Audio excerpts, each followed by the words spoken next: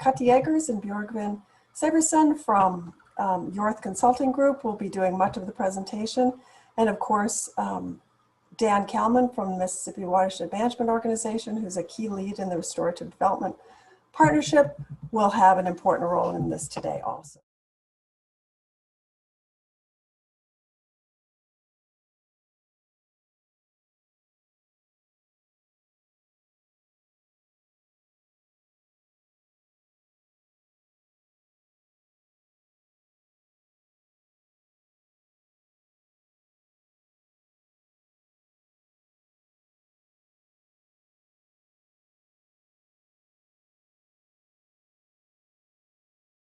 We've got this series of 4 workshops, 3 of which are open, and we welcome lots of people to this. The 4th one that will follow this sometime later in February or perhaps March will be for people who have signed up as partners. So all of you should have received some information about that. It's also on our website too. So those of you who are interested in becoming partners, so members of the Restorative Development Partnership, are most welcome to do so. The partnership includes public-private nonprofits. That commitment is to advance this replicable systems model of restorative development with a high focus on equity, so optimizing environmental, social, and economic outcomes. Partners are organizations, not individuals, or organizations that agree to actively participate in and contribute to the Restorative Development Partnership's work. Thank you, Anne, and everyone who put this forum together. It's great that we can come together even if it's in this virtual state. I know the previous forums we've had were very fruitful to engage the people who are trying to figure out what we're trying to accomplish, participating in initial ways, and then maybe in more formal ways as we grow out the group, the collective that will move this work forward. So I do not take any of this sort of effort for granted, and appreciate that we're here in this place, even if the place is virtual.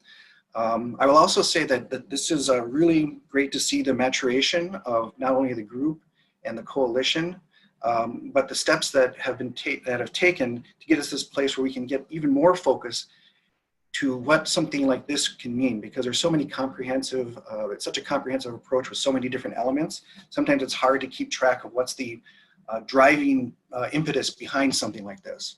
And for me, I think it's one of these moments where we really look at how we do things.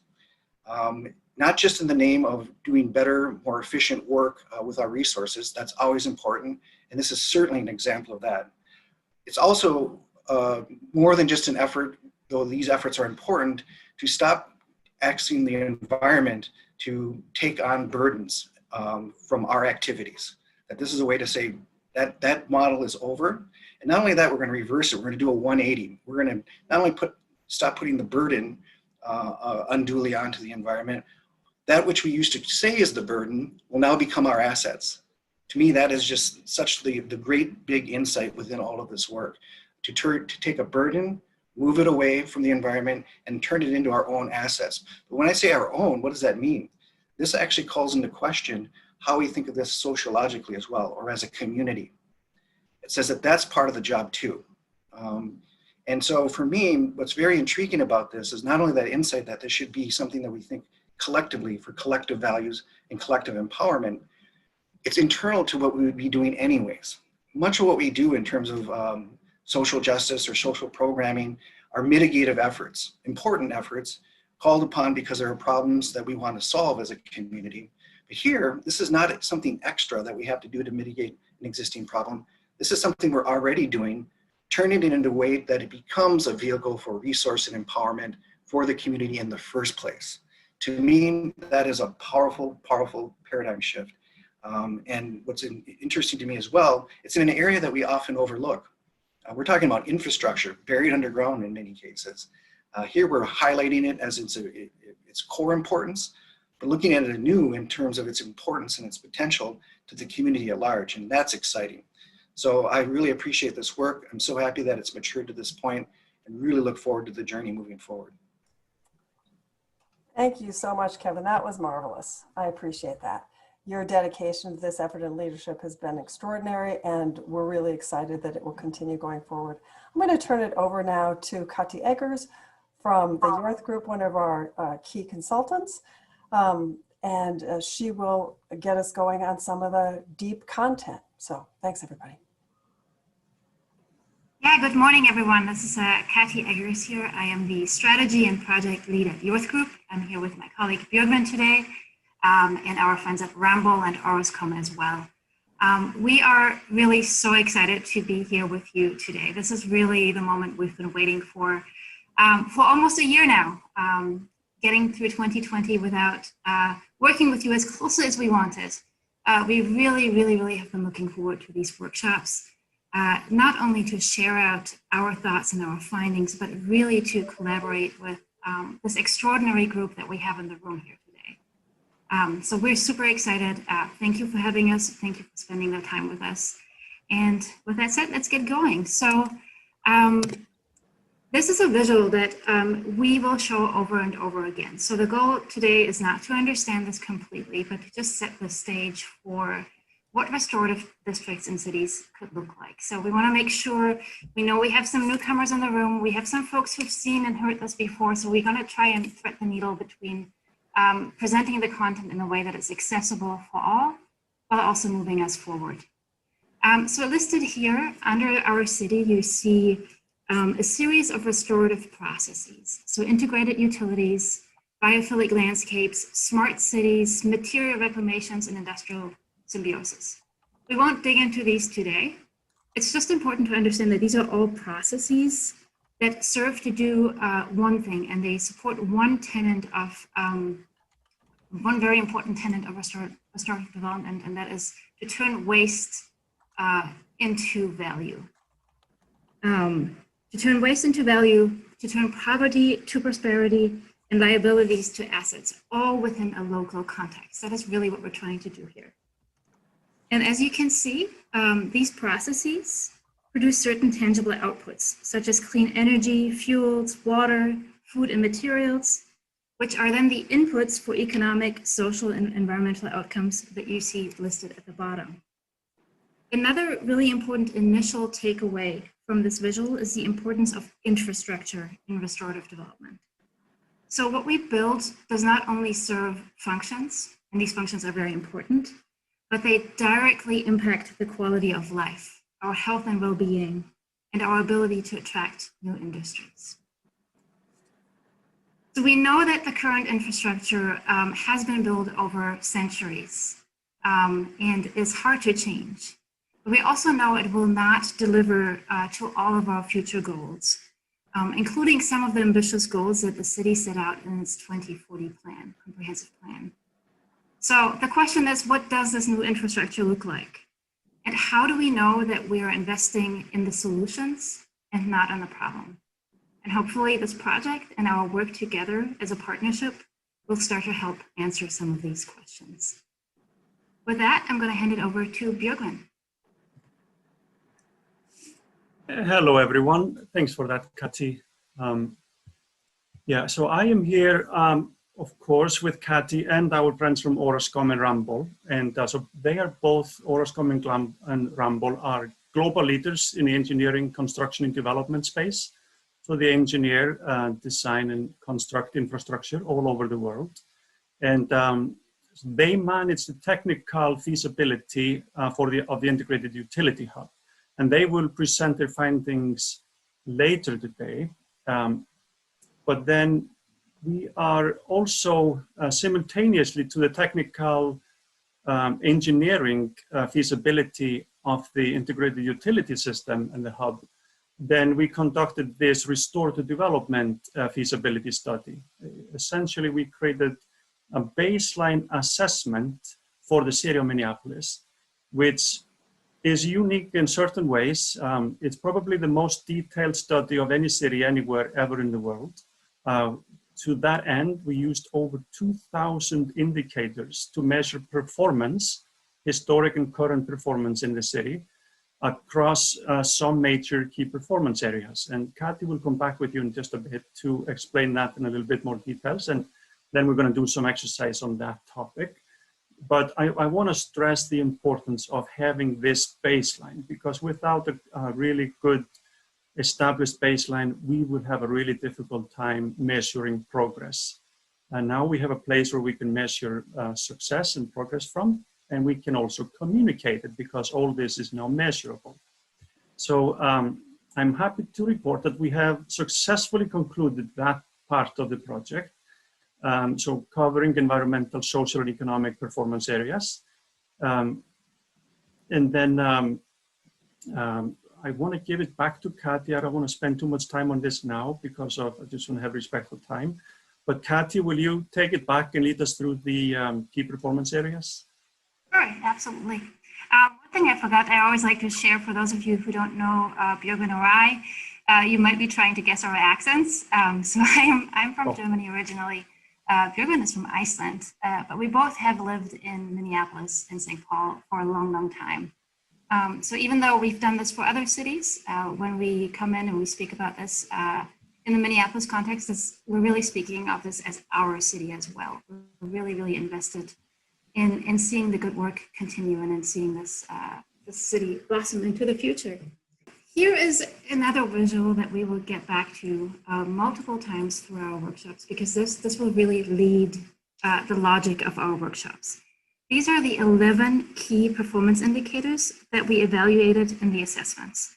So key performance indicators let us assess the environmental, social, and economic equity over time. So the over time is a really important thing. We start with a benchline, but we're going to be able to measure progress into the future.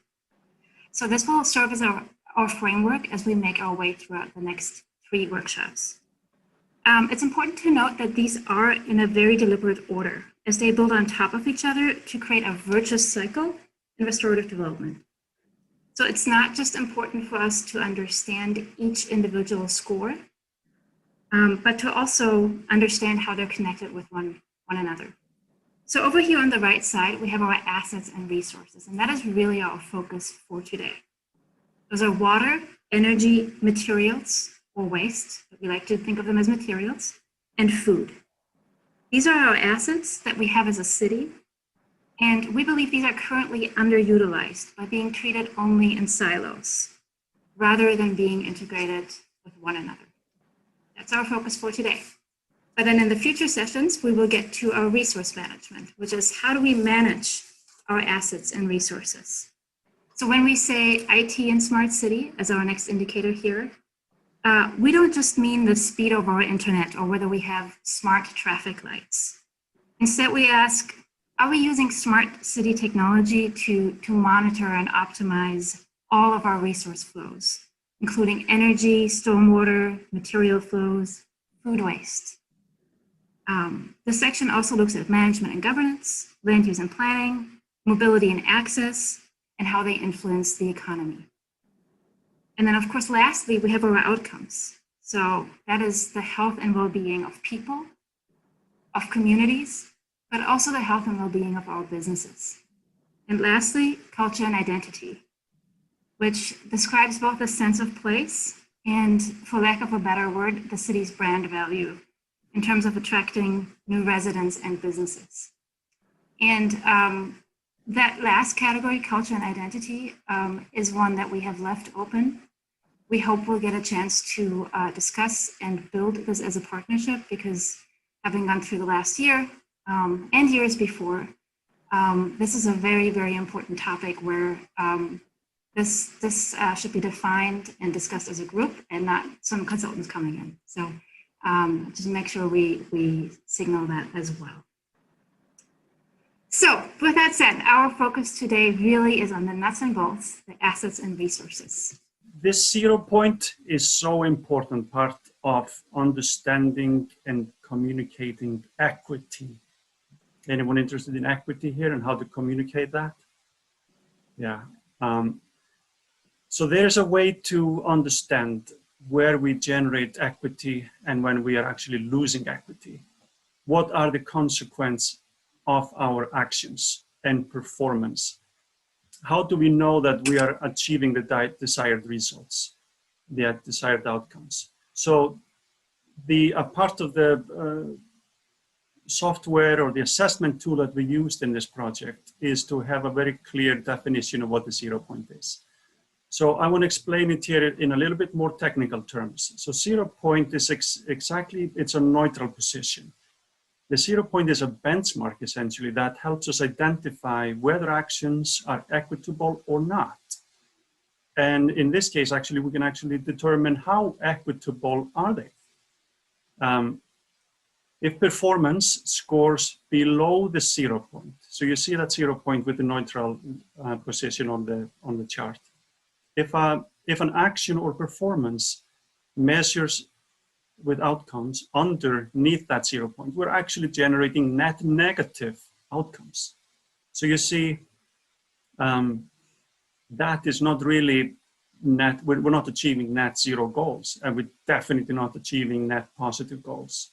So conversely, if we have actions and outcomes that measure in the net positive space, we are actually generating equity. But I want to mention something that is absolutely crucial. It doesn't stop there. Restorative development requires full systems accounting. And what that means is that, for one, we price externalities. So in our minds, the first thing that may come to mind is the health cost and environmental cost of fossil fuel pollution. And, but it's so much more than that. And it's about the social space as well. Externalities in the social space include poverty or food insecurity. So the externality is measured all over the place, and it is measured in the environmental space, where we're usually focus our minds on and our efforts, but in the social space as well. And then the economy always pays for it, one way or another. A lot of left pocket, right pocket issues there. But this is the significance of this 0 point, is to understand where our actions and performance goes from a goal all the way through the process to the outcome. And this project, this assessment determined along these 2,000 performance areas, how we're doing in each of those 2,000 areas. So one thing to note here on the right side, you see a rubric, and it's important to stress that we've actually developed these in close collaboration with our partners.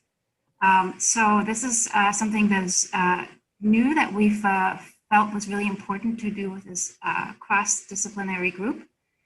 We've actually had small sessions with some of you, experts in water, experts in energy. We have the utility companies presented, we have community partners presented, we have the city of Minneapolis at the table as well, to define really what the 0 point means and what it means to go beyond that. So that is a collaborative effort, which is also part of the reason of why we're sharing this out today. So this is work that has been done by the partnership throughout the summer. Thank you. Let me just introduce quickly what we're going to do coming forward. If you go to the next slide, please. Because we have such amazing people in this emerging partnership, if you go to the next slide, please, we've got four of these wonderful people who have agreed to dig into one of the reports that we included for all of you in your packet, and is also on the web page. And we asked them to choose a topic area which was not their area of expertise, so they can model this commitment to learning, and particularly the approach, the systems approach. So we're going to let them start with Dick Gilliard. And again, you will have access to this presentation later, but we'll let him get started. The next slide, please. And then if you'll jump to the next one after that, he's going to start with water, which is the center of all of this. Over to you, Dick. The center of all of this, it's a lot of responsibility. Well, as we all know, this metropolitan area in this city is really enormously rich in terms of water assets. We're on one of the world's largest rivers. We have a city of lakes, and we have proximity, or we're in proximity to thousands and thousands of lakes, including the world's largest freshwater lake, Lake Superior. But amazingly to me, the consultants tell me that 2/3 of the water here is being used for power generation or power generation related uses. As many of us know, Minneapolis has the purest mass-produced drinking water in the country, thanks to the ultrafiltration plant that we built in the about a decade ago. And the region, through the Met Council, has developed one of the most advanced wastewater treatment systems in the country. And our water is managed in 3 centralized and siloed systems: supply, waste, and stormwater. And they're governed in separate political and organizational structures, where the goals and the financing are not always well aligned. On the liability side, we've got an aging infrastructure. Much of some of it is a century old or more, and it's not really able to meet current demands or what we know will be much larger demands in the future. Stormwater and wastewater, we're throwing that away. We're not reusing it.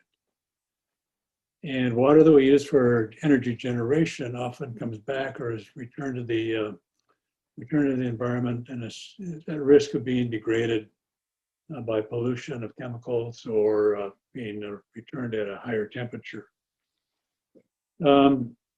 So right now we're in the situation where we're drawing down the aquifer, and at the same time, rainfall is overwhelming our system, and we're not reusing it. We're not capturing it for reuse. And so we've got a system that can't be sufficiently upgraded to meet the demands of more development and what we anticipate will be much more rainfall. And we really shouldn't be upgrading this system. It's no longer useful to what we need to do. And it's, I think, a little bit like my 30-year-old Saab convertible. I can find the parts for it with a lot of work, and I could find still 1 or 2 people able to work on it. But as my wife says, it's no longer safe or reliable transportation. So I love it, but it's not what we need for these times. Integration opportunities. The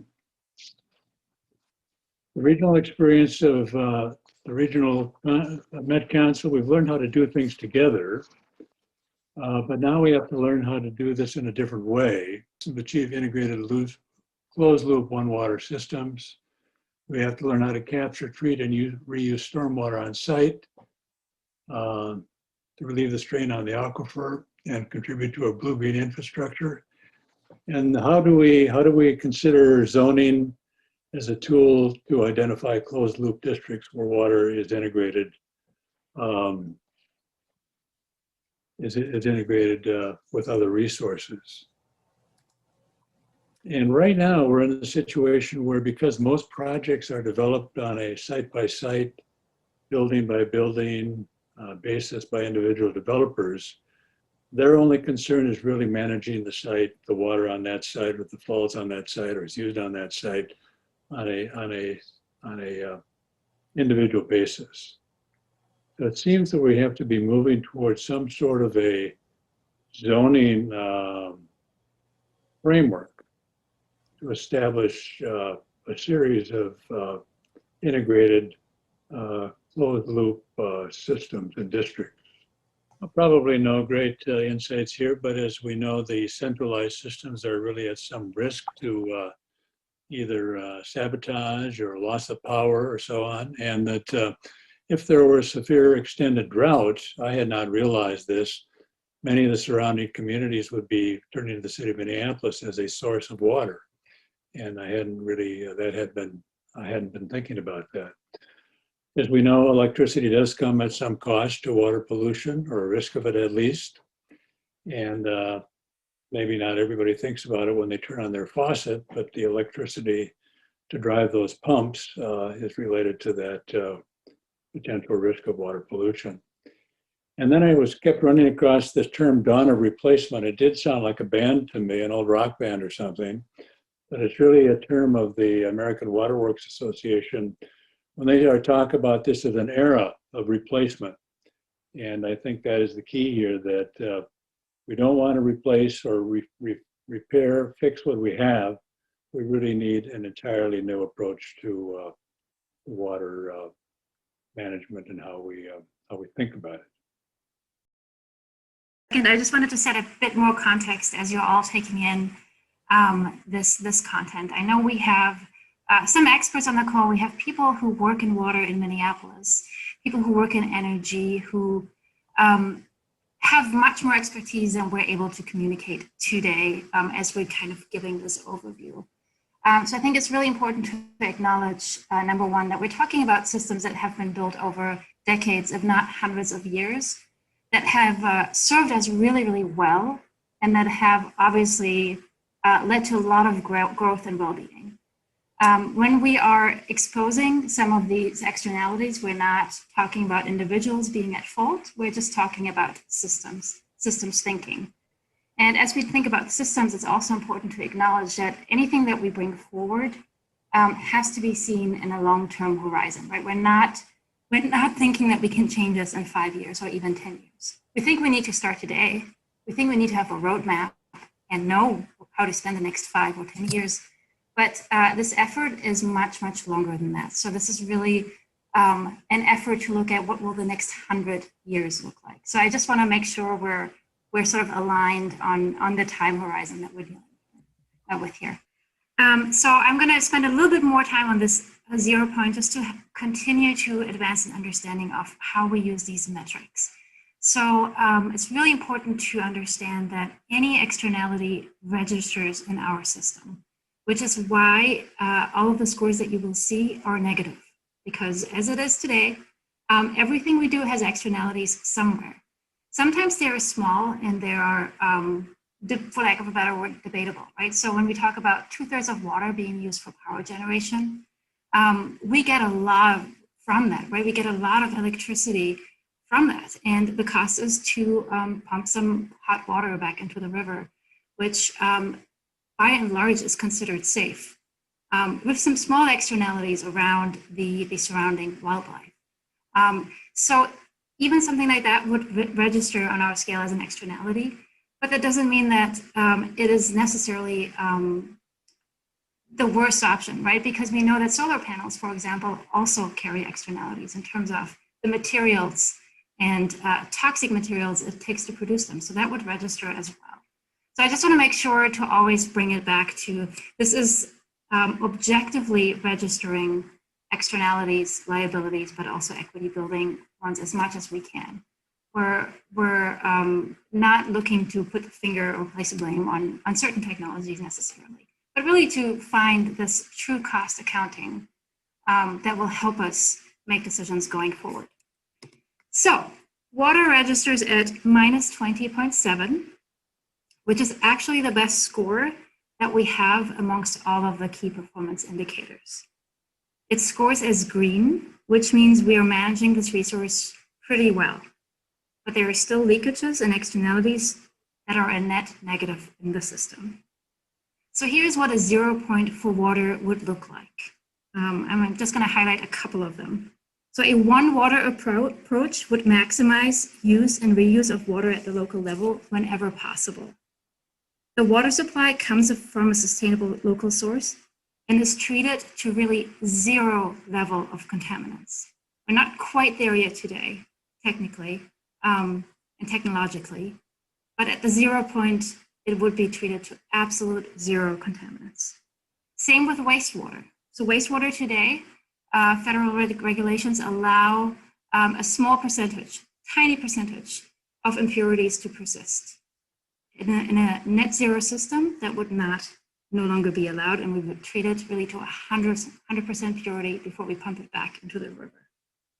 And lastly, industry would no longer be permitted any level of pollution.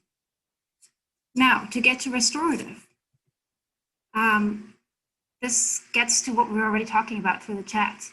Water would not just serve a utility function, but stormwater ponds, utility function would also be built and designed in a way that lead to health and well-being through public amenities. So for example, they could serve as natural pools, ice skating rinks, just blue water to look at that makes people happy. Wastewater could be used for production of energy and nutrients whenever feasible. So we're starting to see some net positive effects here in the system. And water could be used as an energy carrier in the form of hydrogen produced by renewables. So these are just some of the definitions. There's more, but just to give you a sense of what it looks like to become restorative and to create these net positive effects. With that, let's move on to our next resource, which is energy. Dan. Here are a few of the highlights I learned recently about the energy system in Minneapolis. Minneapolis mirrors the characteristics of the state's energy system because it draws the majority of its electricity and natural gas supply from Xcel and CenterPoint. Minnesota, as a result, I'll be using comparisons around Minnesota then. Minnesota is a net importer of energy and has no natural resources of its own, such as natural gas and coal. Minnesota's made incredible progress towards renewable energy like wind, but really the largest source of electricity still comes from fossil fuels. On the leakage and liabilities side of things, where there are some opportunities to improve in the existing system. With the exception of ethanol, the transportation and heating sectors are entirely dependent on domestic and international imports. In Minnesota, 56% of energy is rejected, most in the form of heat. And that loss is actually 67% on a national level. Centralized nature of the US power system makes it vulnerable to systemic failures due to catastrophic events. And the value of water or hydrogen as a key energy resource is not being recognized right now in what we do. So what are some, next slide please. So what are some of the possible integration opportunities that we have? New technologies and closed loop designs can convert some of Minnesota's greater than 50% energy losses into liquid gas and fuels.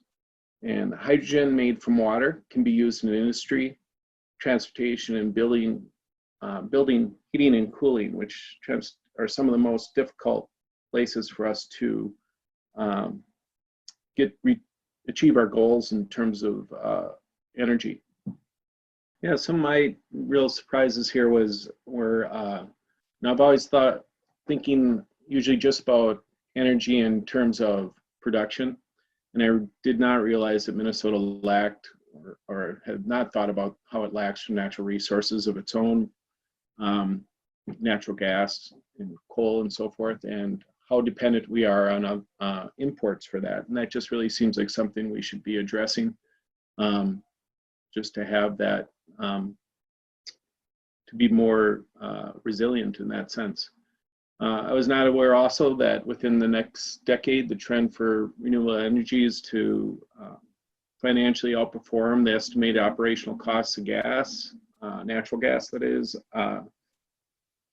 we're really that close, which to me is the tipping points now. I mean, if we're going to put in a new generator, it takes 10 years probably of planning plus building everything else just to get there. So that seemed an eye-opener to me that financially that's we're at that point already. And I'm really interested in the role that water will play in unlocking the new scale of energy integration between sectors, such as industry and transportation, building, heating and cooling. Just how is that all intertwined? So much of what this partnership is about and the feasibility and what we're trying to do is really see outside of the line of work we do and see how what we do threads in with all the other components of the systems around us. So that is it's a strong interest of mine of really seeing where water is going and understand that well, be a part of that. The 0 point of energy is it's really difficult to explain. So you have to bear with me for a second because I'm going to tease the conventional wisdom a little bit. See, we are really good at bad-mouthing fossil fuels and think that solar and wind is the ultimate solution. But in restorative economics, it's really not that simple, because we look at a whole life cycle of all the equipment that it takes, the waste that comes from the solar panels after use, the waste that's created when, generated when they are created. It's just, where do we want to realize the pain and where do we want to account for it? We tend to, in our minds and in our efforts, we tend to account for all of those at use. But restorative economics don't allow for that. We look at the whole life cycle of all the energy sources and all the energy use. So I want to just give you an example. In that sense, an easy example is natural gas. And we have a lot of stories of how bad natural gas is at the source. However, if the emissions and the externalities would be captured, and emissions now, fossil fuel emissions can be converted to bricks that can be used in construction. There are a lot of ways today, right now, that established technologies can convert those emissions to value. The basic restorative mind shift here is that what we historically used to call waste is now a material or an ingredient. Pollution are usually misplaced nutrients. And that's what restorative development is about, is to enable us to understand what kind of a system do we really need to build. Because from all of our goals, we do know that most of that infrastructure and social system that is required to deliver to the comprehensive plan, for example, of the city, is not going to be able to, we're not going to get there with the current infrastructure. It's going to take a really massive investment. So that's why the Energy Zero Point is really in the heart of all of this. I want to just now mention that energy scored in our assessment a negative 23.4. So it's the second highest score that we achieved or that we measured among all these key performance areas. So it means that we score as green. We're not sustainable in the energy space. It means that we're managing a resource fairly well within the current system, but there are still leakages and externalities that are generally not accounted for in a typical energy mix or how we measure success in the energy space. So those are the factors that cause a net negative outcome in the energy space. An energy system that scores at the net zero level causes no negative effect anywhere in the big system. So at source, plentiful clean energy would come from a secure source where any form of pollution is captured and used for value creation. Energy use, so when we use energy in our homes or cars, for example, it's pollution free. So energy generation and use creates no negative impact anywhere in the system. So here I want to mention something that is also pretty important. Energy is fully accessible to all residents and businesses alike. So accessible means that it's available to you, but you can also afford it. Everyone can afford it. So if energy, for example, is based on a solid grid, we build a fantastic infrastructure around it, but you still see negative points in it, and you work in the energy space, and you're wondering, now why the hell are we not getting the 0 point? Why are we not getting the net positive point that we are aiming to achieve? And then we look into the numbers, we go beyond the top level data, and we see, oh, there are some people or populations within the city that can't afford their energy, or they chose to buy food instead of paying the energy bill this last couple of months. So that will show up as a negative in the energy space. For that matter, everywhere else in the system, it's going to measure everywhere throughout. So when we ask that question, now why can't people afford it? Why am I getting negative points for that? So with that, I just want to point out that this 0 point and how we measure this is so important, because it holds us all accountable to the outcome. If I work in the energy space, I am not only liable for that outcome. Everyone else in the system is equally accountable for it. So it holds it I don't want to call it accountability as accountability as a bad or negative experience. It's maybe we should look at it in a restorative context as a support system that helps us all achieve that net positive outcome. So we can then look at what is energy 0 point, or how does that reflect in the restorative space when we have surpassed the net 0 point. So in addition to sustainable point, the net zero, restorative energy system would also include a complete energy resilience and independence with district-based energy storage that is available to use at any given time anywhere in the system. So meaning, if it doesn't have to be district space, we're not that specific really, but it's probably a system that's somewhere semi-decentralized, not necessarily fully decentralized. But it's a resilient system. So if one part of the grid goes out, the others will instantly be able to step up and provide energy into that zone. So it's a system that is always on, and it's extremely resilient. Furthermore, at the restorative space, energy system is fully integrated into the habitat and public realm. It's a system where there are no wires above the ground that can go out in weathers, and it's flooding climate proof. And it integrates with other parts of the system, such as water. And like Dan pointed out earlier on the hydrogen potential. And this is something that is so grossly overlooked. Before so long, hydrogen was always miles and miles away. But now the first hydrogen billionaires in the world have appeared. Now all of them in Europe as it stands, but they are sure to pop up in the US as well, even this year. So hydrogen made from water is called clean hydrogen. There are no emissions at source when it's created, and there are no emissions at use. So we can use this hydrogen coupled with low-grade geothermal heat and a bigger water strategy, energy water strategy for the city and the region. Imagine if homes and zero-emission vehicles would be fueled with water. When you burn hydrogen, when you use hydrogen as your fuel, what you get out of it is water. Actually, it's potable water. So 1 unit in, 1 unit out. This is truly the only energy source available to us today with current technologies that is truly net zero or can achieve net positive levels. So I just wanted to mention that. So I'm glad you discovered that, Dan, as well.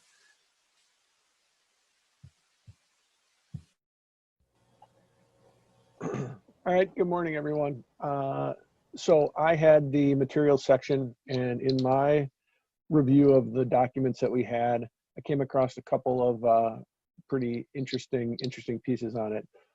The first was that in 2019, 58% of all waste, household waste in Minneapolis was incinerated at the HERC.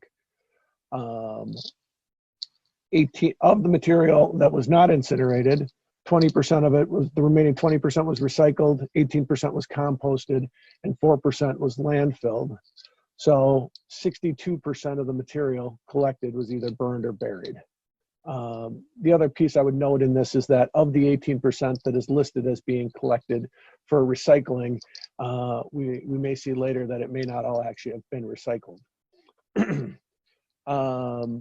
The HERC, the Hennepin County Incinerator, does generate enough electricity to power 25,000 homes, which I thought was a, obviously is a big number and a great achievement. But what I didn't pick up on that is two pieces. One is that the potential air emissions related to that incineration of waste and how that can have adverse effects on the health of the community around it.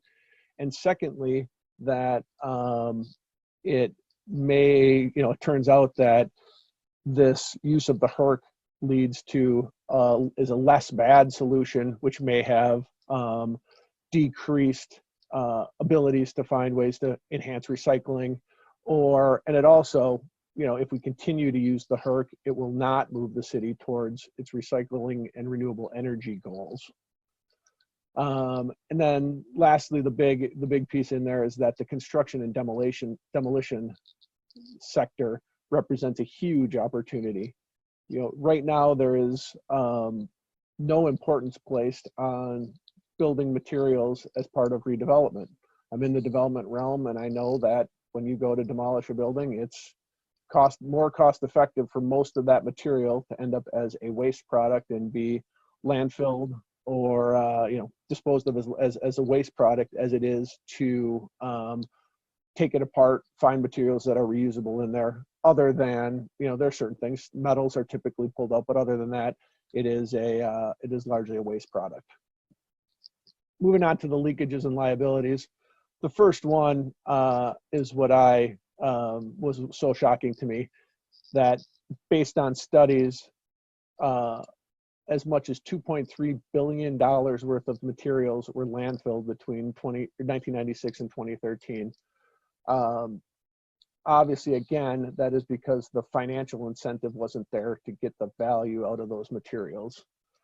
If only a small part of that value could have been grabbed and kept in the community that it came from, think of the benefit that could have happened. Circling back to the recycling question, recycling potentially represents a flawed methodology as it's currently implemented. We tell people to sort their trash, pull out recycling, that recycling all gets collected. But in 2018, China stopped accepting a bunch of recyclable materials from the US. And with that, there's no end user for that product. So we all might have done a good job of sorting our recycling, and at the end of the day, that material may have ended up at the HERC being incinerated or being landfilled because there's no end use for it, because there's not a market that has that these materials can provide significant value to. And then lastly, again, the leakages and liabilities that are associated with the construction and demolition sector. It's the cost of disposal as a waste is significantly cheaper than trying to repurpose or reuse these materials. With that, let's move on to the next slide. So opportunities. If we really want to advance recycling, it will require robust public-private partnerships. Again, whether this is in construction and demolition or other forms of recycling, we need to provide a financial incentive for more recycling, reuse of these materials to occur, and help create true markets for these materials. The city already collects organics in Minneapolis, and they're composted in the city. This is actually a great piece because it creates and retains local value in the city itself, as opposed to other communities where they may collect these organics and then ship them to a centralized place to be composted. The one piece about this, though, is that composting is a good use of it, but it is not necessarily the best use. Could these materials be biodigested? And this goes back to some of the restorative development pieces here, and do you create a valuable product as an end use of it other than compost by using biodigestin? Let's see. And again, these economic incentives to try and enhance recycling and remanufacturing. And the whole goal of this, as we talk about this restorative development, is to try and keep these materials at equal or enhance their value, as opposed to thinking of them as waste, right? We all think of it as waste materials, but this is just materials and pieces and parts that we should find better uses for. So the aha moments or the insights. The one that I really stuck with me is that the HERC, the incineration of waste, and it being the less bad solution that may inadvertently have decreased recycling and decreased innovation related to what we have called waste in the city and in the area. Right, it allows all of us policymakers to the average, just the resident, to think that what we're throwing in the trash is going to a beneficial use, and that is that's a misnomer for it by far, especially when you're looking at a restorative development. It's better than the alternative, but it still is not getting where we need to get. And then the other piece of this is there's a reference to the T3 building, which is in Minneapolis, which is at the time is the largest mass timber building in the United States. And, mass timber buildings, an alternative to concrete, and, you know, has carbon sequestration as part of it. They look beautiful, right? It looks beautiful. It's a renewable resource, has carbon sequestration in it. It's not a concrete structure. Theoretically, if it reaches the end of its useful life, you could disassemble it and you could you reuse the pieces on there. So that was one of the bigger ones, was that just the T3 building is such a significant shift in how we might do things as we move forward.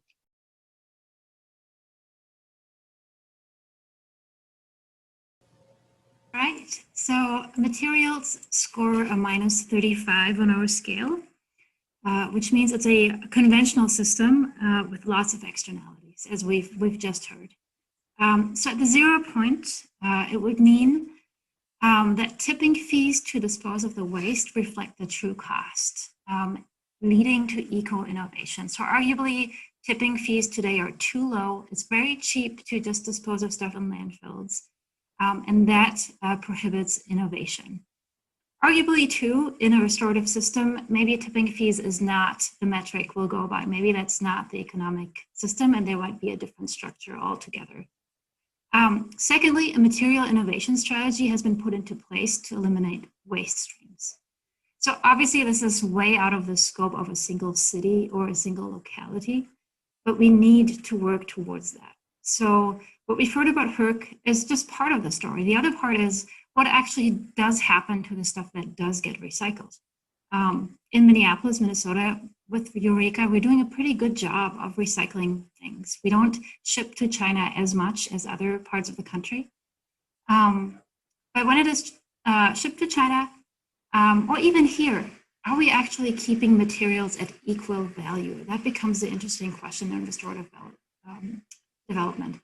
Or are we degrading them into lesser valuable products until they finally end up in the landfill anyway?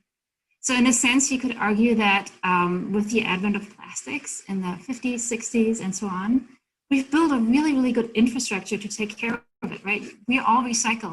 We don't even see where it goes. We think it goes somewhere well. We've built a really great infrastructure, but we're using more plastics than ever. We have bioplastics on the market that are really, really interesting, but there's no infrastructure to handle them well. And instead they decompose in landfills and create methane gas and things like that. So really, really putting the incentive on material innovation. Also outlawing toxic and non-recyclable materials. They should be outlawed piece by piece in a restorative system until we get to a point where the concept of waste is non-existent. All waste is materials. All waste are inputs into something.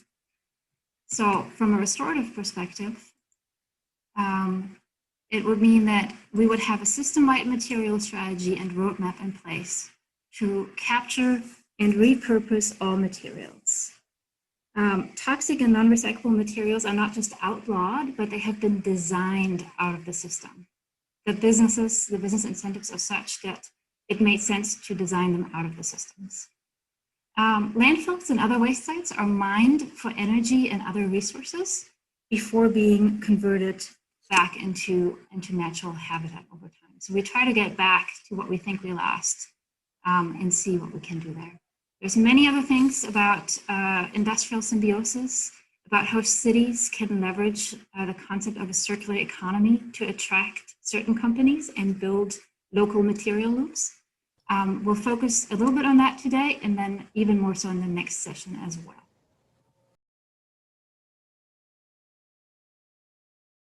I'm going to try to run through the system summary here really quickly, since I'm the lucky duck who pulled something that I think a lot of us have probably read books and watched documentaries about. Our food system in general is not monolithic, but I'm going to treat it as though it is for the sake of brevity right now. Farming in the United States over time has, for the most part, come to mean production of corn and soybeans at a pretty large scale that requires a lot of capital, a lot of mechanization, and a lot of external inputs like fertilizers and pesticides. This is generally also true in Hennepin County, most people don't think of Hennepin County as an agricultural county, and we're certainly not, but there are about 50,000 acres of farmland in Hennepin County within about a 45-minute drive of downtown Minneapolis. So it's not non-existent. And about 86% of that farmland produces a corn and soybean rotation in what has come to be the conventional way. Most corn and soybeans grown in the United States are not intended for fresh eating. Nearly all of it gets sold into livestock feed or food processing supply chains. For the most part, American farmers over the past several decades have been told that they need to get big or get out. A lot have gotten out, and this has been a real challenge for rural economies and rural livelihoods and rural quality of life. That's a little bit different in the more rural parts of Hennepin County, where land has a tremendous amount of value to developers. And in general, over the next few decades, we are likely to largely lose that land-based agricultural production. And last but not least, all of these things are true because this is what US food policy supports and incentivizes generally. Of course, there are market growers in Hennepin County. There are a lot of community gardens, especially in Minneapolis, and those are all really good things, but this is kind of like the generals of our food system. Restorative development is all about accounting for and eliminating externalities. There are a lot of those related to food production. Just a few of them include water holding capacity and flood mitigation, soil degradation, destruction of wildlife habitat, greenhouse gas emissions, and antibiotic resistance. A couple that were a little bit more interesting to me as someone who works primarily on water and natural resources were that 1/3 of all food is wasted. And to me, that kind of translates to, we have all of these externalities. We would hope we are doing the food production, which is a public good, in the most efficient possible way. And yet we're wasting 30% of it. So all of those externalities don't really have much benefit associated with them at all in the end. And what's even worse is that for all of the productivity in our country, in the upper Midwest, in Minnesota, there are so many people who suffer from food insecurity and from diet-related diseases.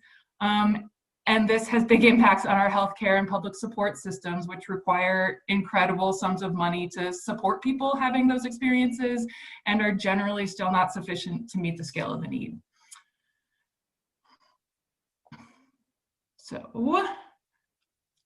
So integration opportunities. I think energy capture from food waste is obvious. This is happening at scale in other parts of the world, and with so much food in our waste streams, it seems obvious that that would be an opportunity for us as well.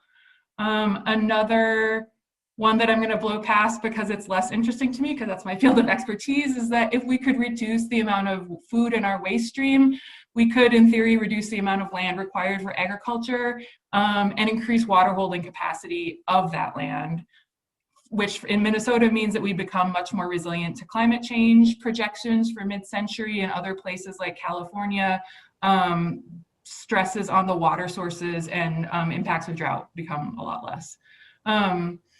Two others that stood out to me as I thought about Hennepin County's goals broadly in terms of disparity reduction and the roles that we play in people's lives, not necessarily through my job, but the county provides a lot of services to a lot of people, are related to, you know, poverty and employment. Food insecurity is related to access to food, but the chapter I read said that is much more closely linked to poverty. So the problem is mostly that people experience poverty, and the foods that they can afford are not foods that are likely to experience good health outcomes. So I think we can be asking ourselves what restorative development approaches have to offer in terms of creating wealth and improving access to foods that promote good health outcomes. And kind of an extension to that is this green jobs is certainly a term that is buzzy in my workplace right now. A lot of the labor that was once involved in farming and producing food has been turned over to machines, and certainly production of fresh fruits and vegetables is still relatively labor intensive. Are there opportunities within restorative development that can create green jobs, growing healthy food to eat, while at the same time generating enough income for people to afford to buy healthy food?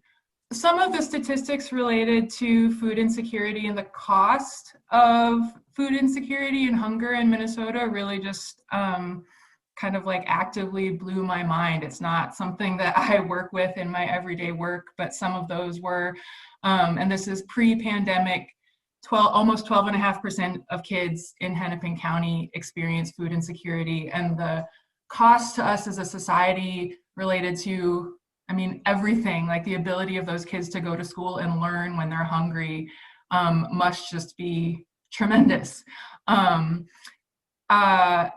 other one I heard is that hunger costs Minnesota 1.3 billion to 1.6 billion, which is largely healthcare costs. And I think if we were to add the costs of diet-related diseases on top of hunger, that number would be a lot larger.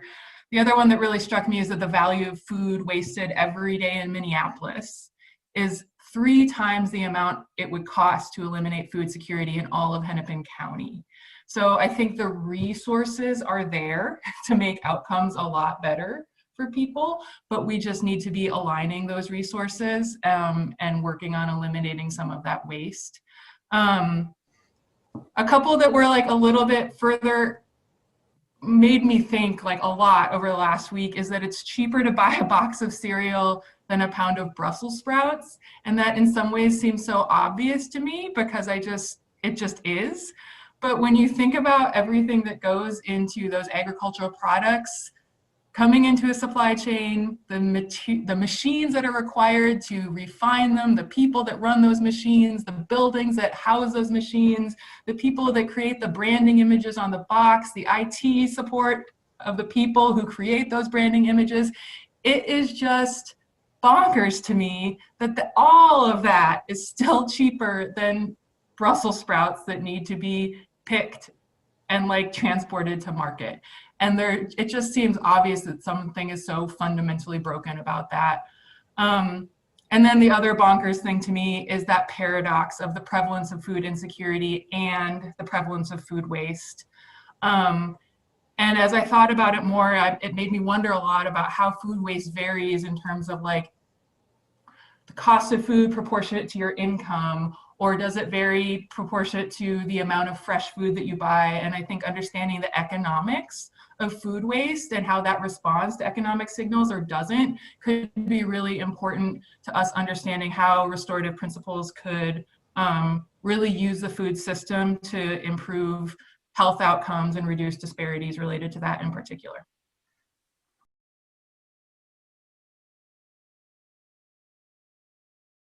Yes, thanks for this, Karen. And my goodness, I was jumping in my seat reading your comments. So inspiring, and I was not kidding when I was suggesting a food or a restorative food innovation center.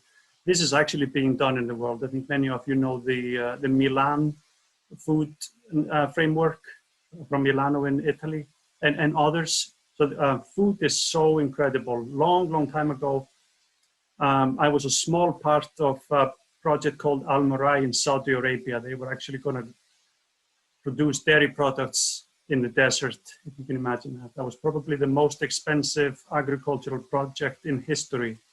And yet what drove it was not just the fact that they had more money than they know what to do with, but they wanted to be food secure. And that is now, as some of you were raising here during the pandemic, our vulnerability, the food system's vulnerability has been exposed. And so it puts pressure on that local resilience. But I should start by saying that food did, in our assessment, score at a negative 35.2, which means it's a conventional food system.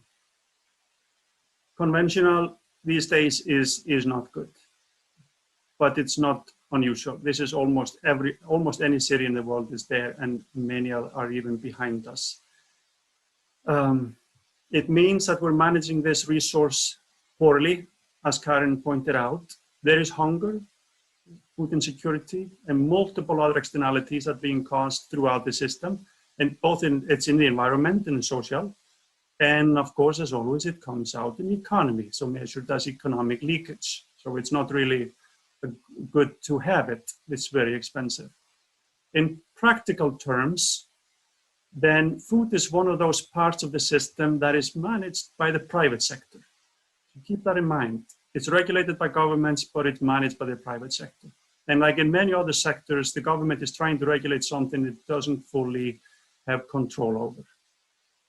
So that's a part of the problem that restorative development needs to overcome. So at the 0 point, healthy food, healthy food is plentiful, accessible, and affordable to all. Once we have achieved that, we are at the net zero with food in our food infrastructure and system. It means that food is grown, harvested, transported, and used in ways that generate no negative impact anywhere in the system. Food waste is captured and used for value creation. Urban farming, I want to mention here another practical term, the switch that has gone from our current system and to one that is net zero or regenerative is that urban farming is no longer dependent on volunteers or grants. It's actually a business that is able to pay living wages and produce a profit, while also providing all citizens healthy food options. So in restorative terms, in addition to the net zero food system, let's go to the next slide. Yeah, great, thanks. So in addition to the net zero level, locally produced food has generated jobs that pay living wages or higher. Urban food production is a natural part of the built environment, and it functions as an extension of the habitat within the built environment. Remember our discussion on integration, water, energy. Energy includes heat that can come from many different places, and the built environment, a heat island, is about capturing, managing heat within our system. So we can capture heat, prolong our growing seasons, put plexiglass over things, and to get more out of it. We can easily create 4-season facilities in our cold climate if we just build everything else right. So with that, I'll conclude the net zero discussion on food, and we move to the overall city performance scorecard. So the number you see there, the city of Minneapolis scored a -30. This is across all the 11 key performance areas. What you see here is that the areas that we covered today, water, energy, scored, the first two are in the green space. The next two, materials and food, scored in the conventional space. So what it really tells us is that we do have a lot of work to do. To improve these scores is going to be more work than I imagine that any one of us can imagine. And it's going to take time. And it's going to put all of our current goals in energy, water, materials in question because it's that complex. And but restorative development provides a path to getting to it. But the point I want to make is that these scores have also established, or the process of getting to these scores have also exposed a path to success, which we will address in the next phase of this project. But what it tells us is that the current system is broken. We have had a lot of successes in the silos, and I tell you from my heart that these successes are because there are incredibly capable people within the local government and in our communities and in the businesses that serve the city and the county. It's almost a place where success, however, when the system is broken, those successes can become barriers to success. Success in one silo can cause a barrier in another silo if we're not measuring the synergistic values between them. But the significance of understanding this performance is that now we know where to focus. We have a place to measure success from.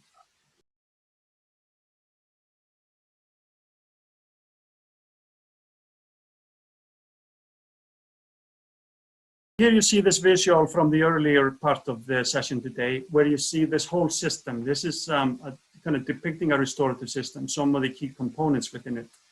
But we're now going to talk about integrated utility hub as one key part of a system, not the system, but it's an important part of the system. The integrated utility hub is a facility that integrates our waste, in general, our waste, and it converts it to value. So it takes liquid, solid waste from the city and from industries. It can do all the above and convert it to value.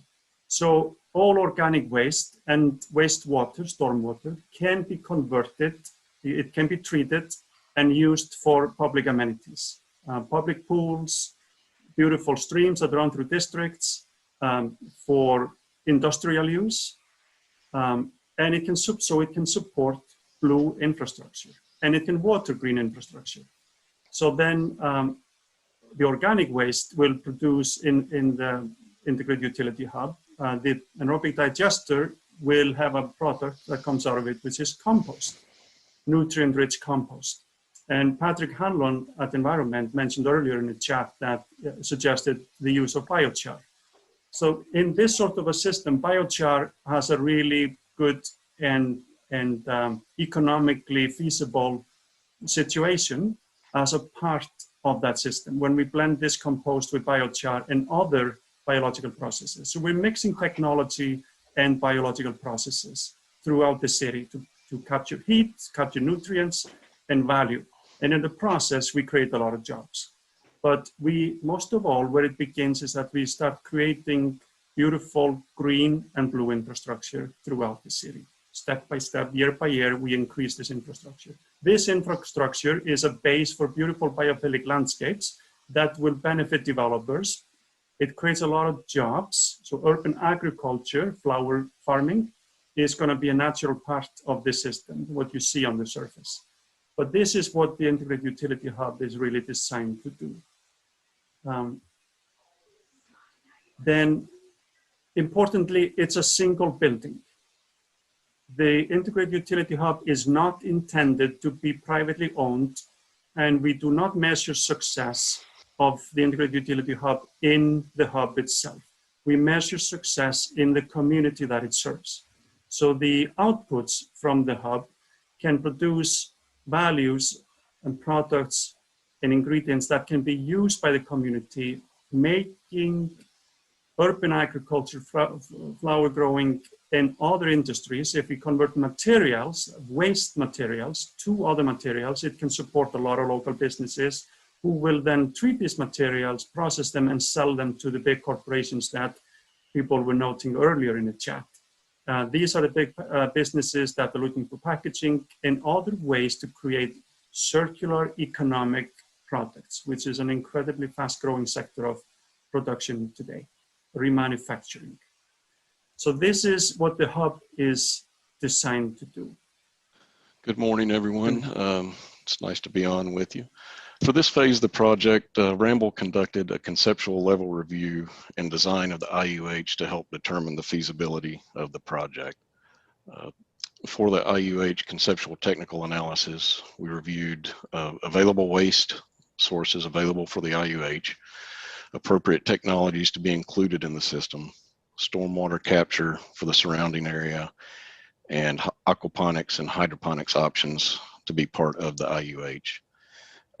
To give a kind of high-level summary of the review that we did and what we envision the IUH to include, stormwater can be captured from areas around the site to be treated and used in various processes at the IUH.